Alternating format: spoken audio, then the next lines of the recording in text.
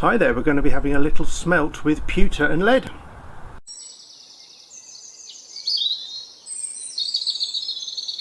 So, lead and pewter got low melting points, but please, before you try this, look in the notes at the advice about lead with the fumes that you get, because they're not nice. Now, I learned to do this, and the first one I did was with a guy called Alan Corse at a thing called the Bushcraft Mayday Meet, it's the magazine. If you look at this one, Alan actually did another feature as well on how to do it, which is very good indeed. Very nice chap, and the first thing I made with him was a little bat. And here it is. This is with all the rough bits removed off it and a quick file. This made me realise actually that the only thing that I've actually got made out of pewter is the bat, because I've either made mistakes on stuff and melted them down, given them away or whatever. So it'd be nice to actually finish up with some more things at the end of this filming. So what we'll start with is having a look at what we can use to make the moulds. There's three things that I normally use, and one of them above all is really easy to get hold of. And that's cuttlefish, available along the UK coastline, or failing that, from a pet shop. So there's the cuttlefish that I've just mentioned. This here is soapstone, which is sort of like talc in rock form. You can see from my fingernail there how easy it is to make an impression in that. And this is modelling clay. And I'll quickly show you the pewter and the lead that I'm using here. You can probably work out that this has come off a soil stack on a house. We had to have it replaced, and just breaking little bits off is just fine to use. These are the little ingots of pewter that you can get off the internet from craft shops and what have you.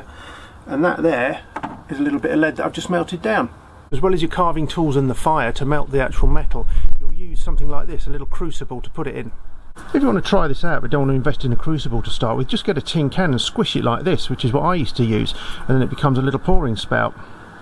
So starting with the cuttlefish here, I'm going to do a little heart, as you can see, but I'm showing it to you upside down, because what I'm going to do is here I'm going to put the channel so that I can pour the metal in, which is called a sprue, and then there I'm going to leave some of the actual cuttlefish flesh in place so I can make a little hole to put a loop in it.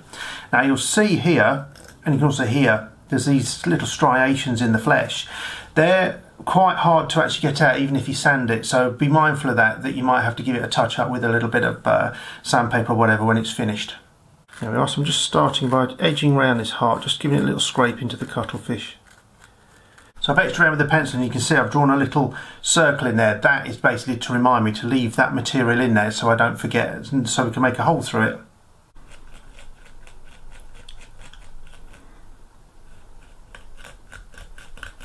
And as you're scraping your design, what I would also do is put 2 or 3 little channels in, like this one here. They're basically to let the air out, so when the metal comes in, it fills it neatly. Here's the soapstone. I'm going to do a little coniferous tree on there with the sprue already incorporated into the design, and I'm going to use the same tools to hollow the material out.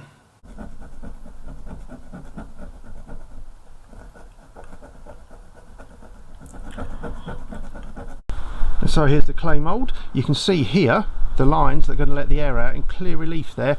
I was going to do a barbed and tanged arrowhead that I made with Will Lord back in 2016, but it's a bit shallow, so I've gone for a shell instead. Right, that's all the design's done. Let's get the fire pit fired up.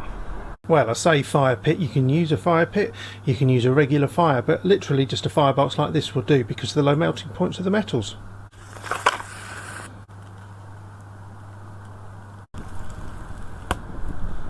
So I'm ready to pour the metal when it's melted, and you can see the sprue quite clearly there.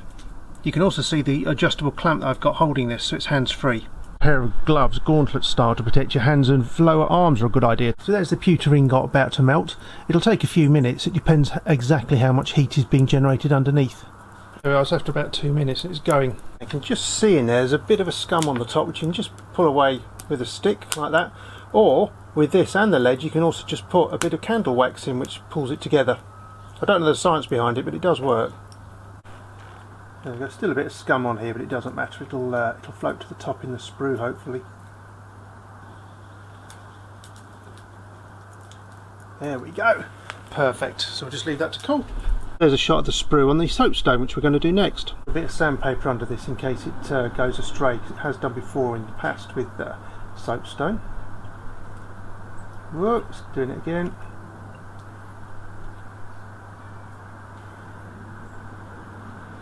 Good thing is when this stuff cools it's easy to peel off, and there's not a lot left, so I think I've actually still got a win with that. So now onto the lead. As you can see is that little ingot that I showed you earlier, and I've got another piece of the lead sheet that I've got to use up. Now with this and the other, I'm going to say, you know, there is the option there to use goggles and a mask. I personally don't, and even though this lead is noxious stuff, I've got the wind behind me, so I'm comfortable not wearing them at the moment, but that choice is up to you. Just building the fire up under this, because although it's got a low melting point, it is slightly higher than Pewter's. After about 5 minutes it's finally melted. It takes a little longer than the Pewter because it's a slightly higher temperature to melt at.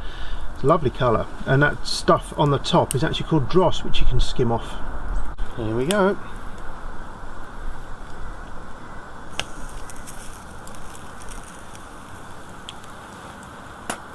Finally, for the clay and metal pendant mix, I've actually put some fresh clay across the middle, so I'm going to try a half pewter, half lead one. I actually realised in the nick of time it wasn't level, so I put one of the pewter ingots just underneath to level it. It's the lead going on top.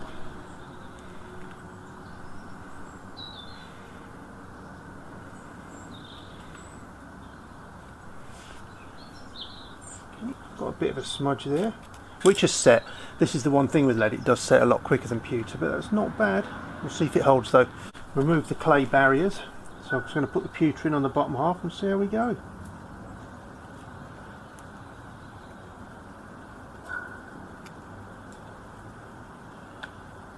It's just run out of oomph there a little bit. There we go, and it's set now. Fortunately it's not quite made the full circle, but never mind. So there we are, let's have a little look. First the cuttlefish. Oh, it's got a goldy colour. I wonder if that's the actual dross on there actually. So once I give that a good buffing, I think that'll be alright. And you can quite clearly see the lines that the cuttlefish makes on there. So yeah, happy with that one. Now for the soapstone. Oh, sealed a little bit with that overspilt. Let's have a look. Oh, like that. But I'll have to dig that out to get to look at the other side because it is stuck. Let's give it a little tap, see if either of them stayed in place. Oh, now the pewter stayed there and the lead hasn't. So I don't know whether that's anything to do with the metal or whether it is scored a little better on the bottom, but that has actually stuck really rather well in there. So that might be something we can pursue another time. I folded the edges of this over just to make sure it's sealed, and it feels quite heavy. Oh yes, look. Pleased with that. Really pleased with that little tidy up. That'll be absolutely brilliant. It's like a little volcano actually. Actually you can see even now, look, with a little bit of filing, that a lot of that coloration, the gold coloration, is actually the dross. So there we go, that's the finished results there. That's the original that I mentioned before in the video, and I've obviously put the lead back in the pendant just for show, and to show you in close up, because the shell is lead as well. Those two are pewter, just as a reminder. That's had a quick buff, and obviously the hole cleared out slightly, but I've left the marks on that because I think it looks like foliage, so I'm really pleased with those results all in all.